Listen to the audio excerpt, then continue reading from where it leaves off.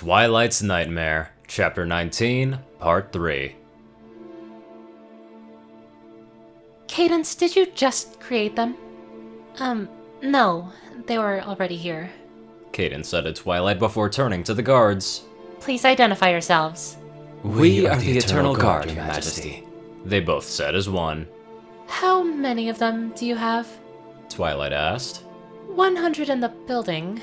Cadence answered before closing her eyes, extending her senses past the building out into the Empire itself. Each part of the city responded, every guard reporting in as their senses brushed over them. And 900 more around the rest of the city. Well, congratulations on having the most secure mind of any Alicorn in recorded history. Twilight said with more than a little awe. 1,000 Guardian fragments. Who are you? Twilight's gaze turned to Cadence with a hint of fear in them. Cadence laughed softly. I'm Cadence, your old full-sitter, remember? She shrugged.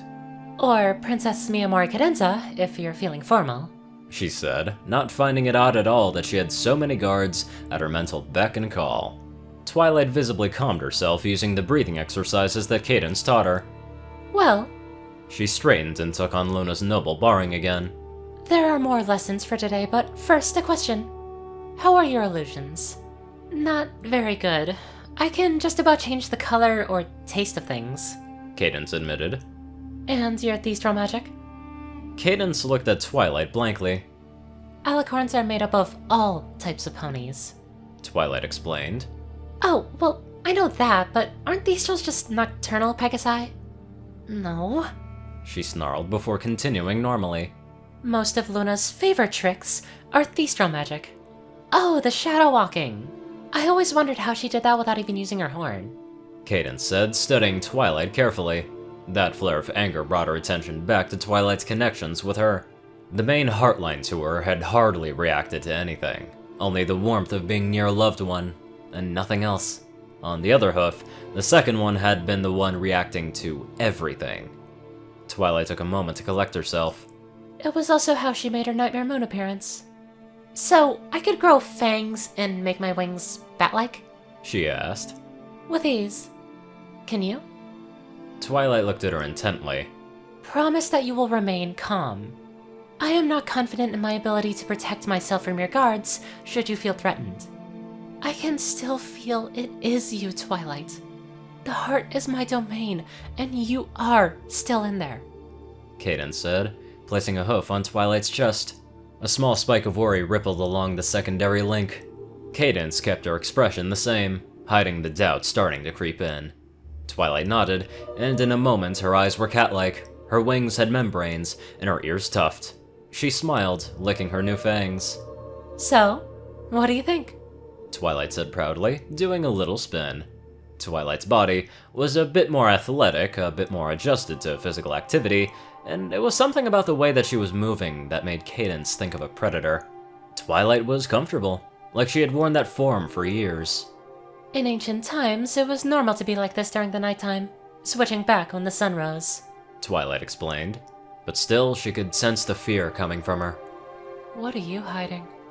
Putting that thought aside, Cadence giggled, giving Twilight a knowing look.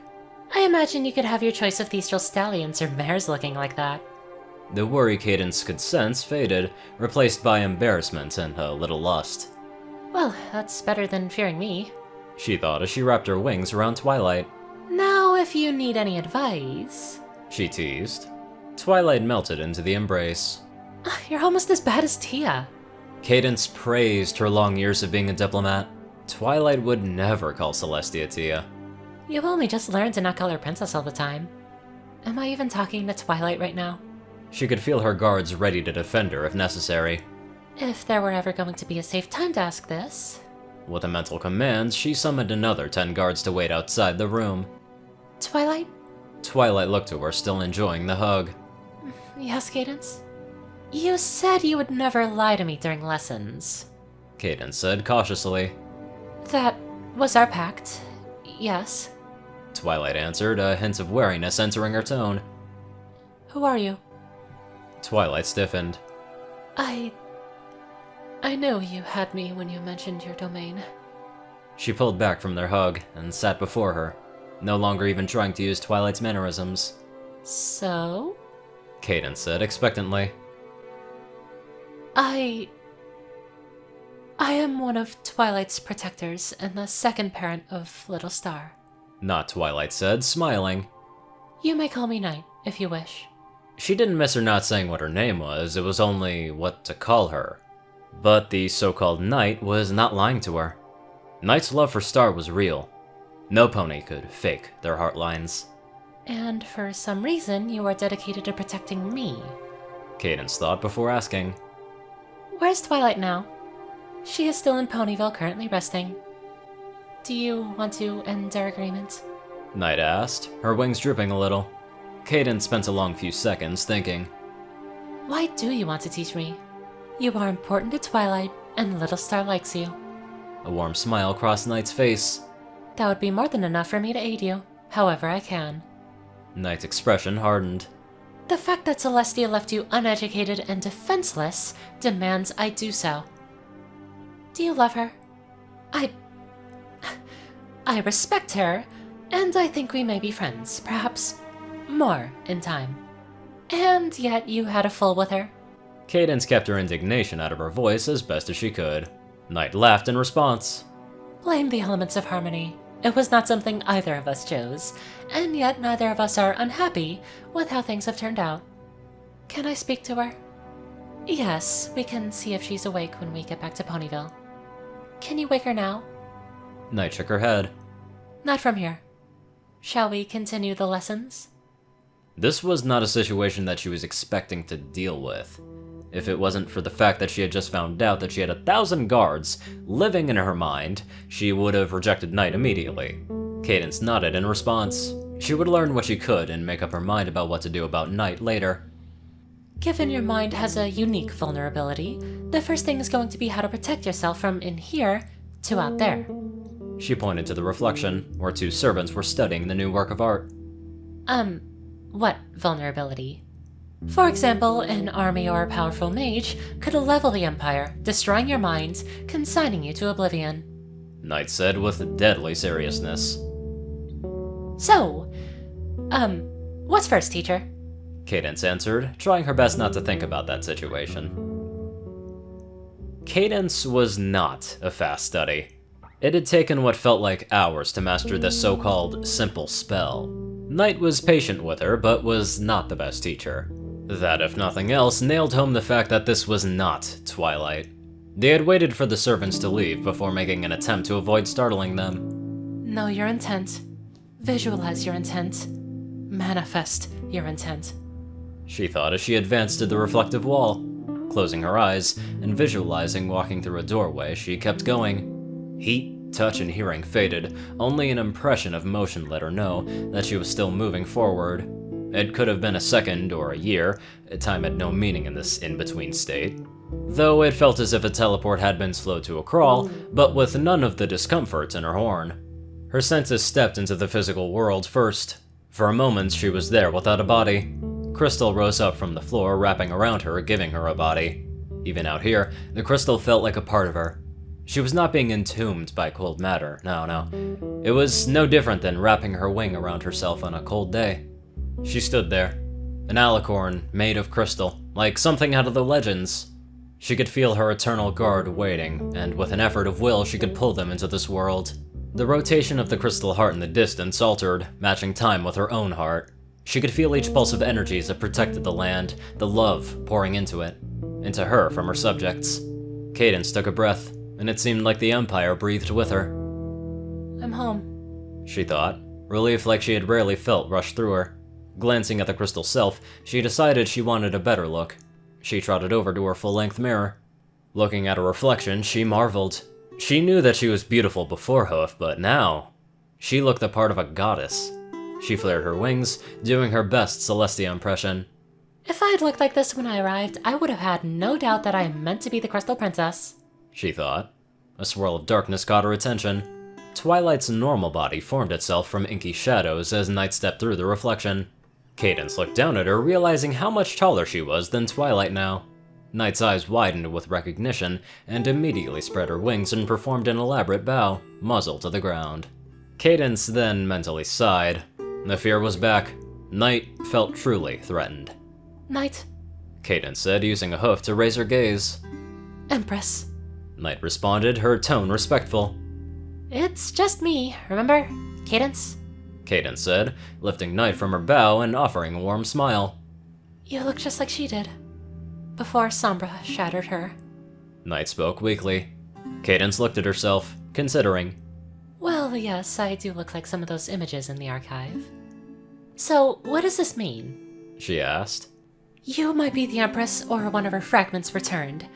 You could have inherited the Empress's bastion and power through blood or by her soul possessing you, and the final possibility is darker. Some pony stole the Empress's bastion, killing her, and later gave it to you. I'm sorry, you can steal some pony's soul? Cadence loudly asked in alarm. Yes, but I never heard of any pony being able to do it to an Alicorn. Knight answered. Cadence performed her own breathing technique, letting it calm her down. So, which do you think is most likely? As the guard obeys you, I would say the first two are most likely. My expectation of Celestia leads me to suspect that Sombra stole the bastion, and she somehow bestowed it upon you. I believe that arranging your ascension is the sort of thing that she would do, and I know that she arranged Twilight's. She wished Applejack was here to know for certain what words were the truth. Who am I?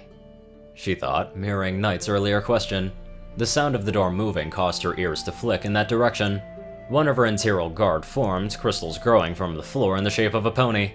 3 stunned ponies stood looking into the room. 2 crystal pony servants and Sunburst the unicorn. The 2 servants immediately dropped into a bow. Princess Twilight, why am I seeing the Crystal Empress here? Sunburst asked, checking his glasses. Knight immediately played the part of Twilight again. That's Cadence. We were just trying a long-distance communication spell, and given Cadence's blood relation to the Empress, this is how she showed up. It seems to use preset forms for the projections that the crystal remembers. Astounding, Sunburst said, moving closer to study them. Cadence could feel her guard ready to act, and with an effort of will she returned them to the other side. Thank you for your vigilance, but he is a trusted friend, so at this time, it is not needed. She sent to them. Pony feathers. I guess I can't manage to project shiny here as well. Knight covered. Cadence watched, Knight letting Sunburst do most of the talking, most of the theorizing, only adding a few words here and there to keep him going.